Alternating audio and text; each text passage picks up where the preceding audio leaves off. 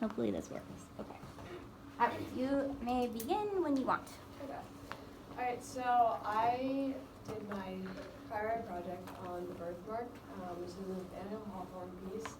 And I know we all read it. It's a pretty short story. The main characters are Almer and Georgiana. Almer is the kind of mad scientist, and he's also kind of a philosopher. And in the story, he's more, he kind of thinks he's like sort of a godly figure. He has a lot of, I think, power plays in a way. Thinks he can control a lot of things that aren't really in his control.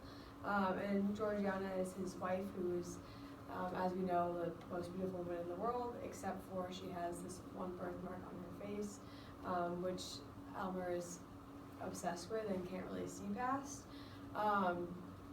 So I just thought this quote in the beginning, the first page, was kind of just representative of what the whole, kind of like foreshadowing the whole piece. The slightest possible defect, which we hesitate whether to term a defect or a beauty, shocks me as being the visible mark of earthly imperfection. And sort of, I think the whole piece really focuses on imperfection, kind of as he focuses on imperfection. You know, we don't really see a lot more about Georgiana as a person except for this birthmark, because that's what he's so obsessed with, and we're kind of seeing the piece through his eyes. And his obsession ultimately leads to her death, which is kind of him trying to fix that one thing that he really can't fix, so that he's, you know, not all powerful and not all telling. So I think just the major theme in this that I saw was the foolishness of working towards perfection, and you know, everything has in life kind of has a flaw, and that's to show us that it eventually dies. So I think in this story that perfectly represents what happens. So when I was thinking about this, and after reading the story, I was really just, I think, really focused on, as Almer was, the imperfection, and just so focused on that one little thing that you can't change. And that brought up this, I have a few Japanese friends, and something that they've talked about before that I don't think fully understand, because it's a really hard concept to understand. It's called wabi-sabi, and it's kind of just Japanese aesthetic, and it's a complex, I would call it more like a mechanism or a way of thinking, and it carries its own meaning for every person. And I think I don't like summing it up, but like to sum it up, it would be the art of finding beauty in imperfection and accepting that as like a process. So as I was doing research on it, and as I was reading through things and trying to more fully understand it, these are just some quotes from different philosophers, different people also trying to understand what it is. So I'll just read them through. Beauty of things imperfect, impermanent, and incomplete. Accepting the world as imperfect, unfinished, transient, and going deeper and celebrating that reality is something not unlike freedom. It is understated beauty that exists in the modest, rustic, imperfect, or even decayed, an aesthetic sensibility that finds melancholic beauty in the impermanence of all things. So I was thinking about this. I feel like a lot of Western culture is the exact opposite of this. We often find symmetry really pleasing. We try to make things very organized. We're always working towards the bigger picture, always fixing the little things, and working. I think the main thing that I always thought about was that like perfection is really valued, and in other cultures necessarily this might not be valued. And one of the stories that I read was about a model who went over to Japan to start her modeling career, and she was sitting in this conference room, and there was this big, beautiful, like long desk, and she was really puzzled as to why they still had it, because although it was really beautiful, it had a lot of like dings and dents and almost like imperfections, and she was wondering like why didn't the like producer of this or the carpenter like fix all those little dings and dents. And she also said that it was slightly angled at one end, and so she was like sitting there rubbing her thumb through one of like the kind of like dents in the table, and an older woman came behind her and just said like, oh, like you've discovered the wabi-sabi in the table. And she was like really confused, and she was like, wasabi, like, what are you talking about? Was very confused, and she had her boss, or I guess we call her representative, come in and explain to her what it was, and she was still so puzzled. And throughout her experience there, she spent, I think she said 2 more years there, she was trying to focus on like discovering really what this encompassed, and how to bring that into her daily life and to find like beauty and imperfections and almost like honor them. So I thought that was just really interesting from like an American standpoint of how to understand what it really means. So to connect that kind of to what we read in the story, Hi, RGD. I had heard about this project called the Scars Project, which is a project that started as an art project in New York City to show that breast cancer is more than just a pink ribbon. So basically it's looking at the stories and pictures of women who have gone, it started originally just for breast cancer, to show that like there is so much strength and so much pain and so much suffering that has gone through their whole process of surviving breast cancer. And so it's really spread to a lot of different countries and cities, and the focus has kind of broadened, and different artists, as they approach it and discover it, kind of do something a little different with it. So there's this one photographer, Laura Nancy, in Alberta, Canada, I believe, who started a Facebook page for it, and so hers was more open, so it was any woman with scars who were open to having themselves photographed and giving their stories, and also like a bigger age range too, so she photographed anywhere from like young children to like older women.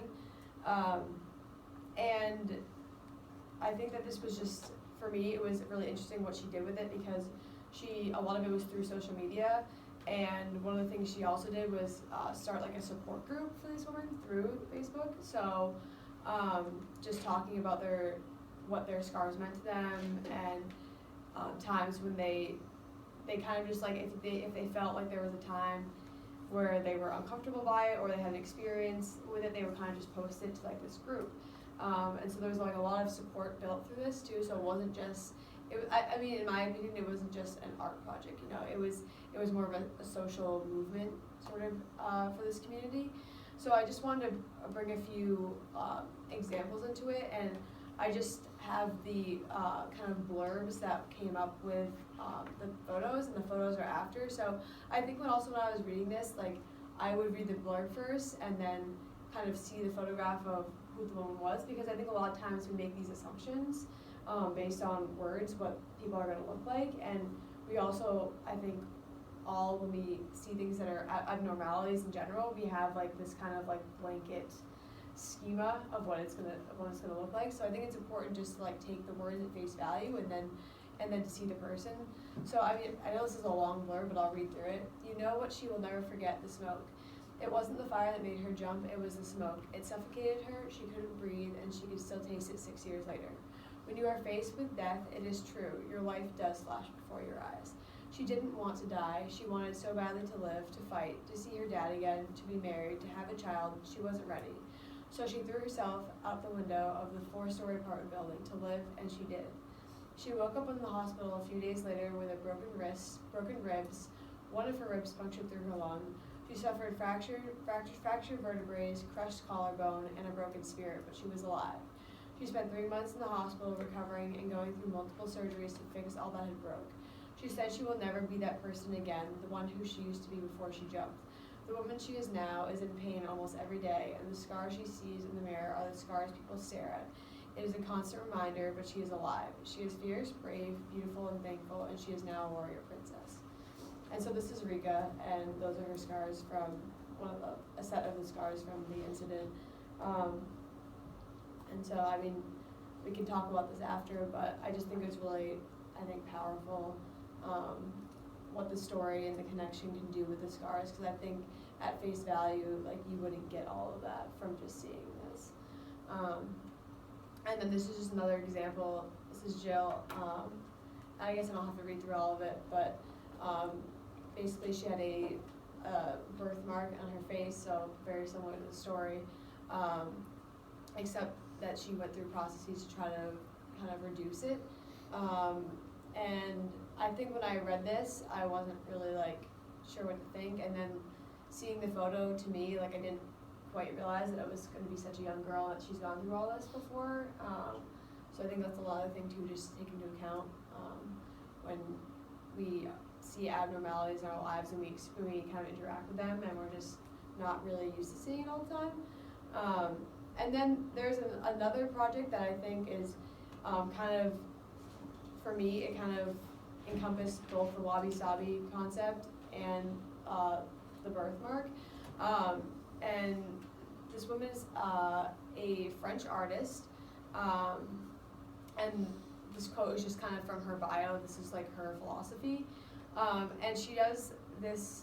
She's done a project in France that's embracing another Japanese technique that's called kintsugi, and it's where pottery is normally placed back together with gold epoxy that kind of highlights what is like bringing it to become renewed. So it's really like highlighting what it's gone through almost, instead of trying to hide it, because that's something that, I mean, normally I think that would be what we would assume, right? It'd be like clear, we always want clear glue so that nobody can see it. And so she chose to highlight scars as with this kintsugi technique. So these are just some of her patients or her subjects. This is Marie, who had a mastectomy from breast cancer. And then this is Oliver, who had a severe hemangioma. I don't know how to say it. Hemangioma. It's like it was a non-cancerous tumor on his face. So I think it's just something to consider, that for me, like, this artwork really brought forth some underlying, I would say, like, even like kind of moral principles or ways of thinking, and also just brought up a lot about, like, especially with this Hawthorne piece, about how, like, maybe Western culture especially focuses so much on perfection and so much on, like, kind of like the one thing that we can't fix or the one thing that we can't change, and that if we are going to focus on that, like, why not focus on it in a more like a positive light, because I think a lot of times it's focused on in very much a negative way. So these are just some discussion questions that we can go off of.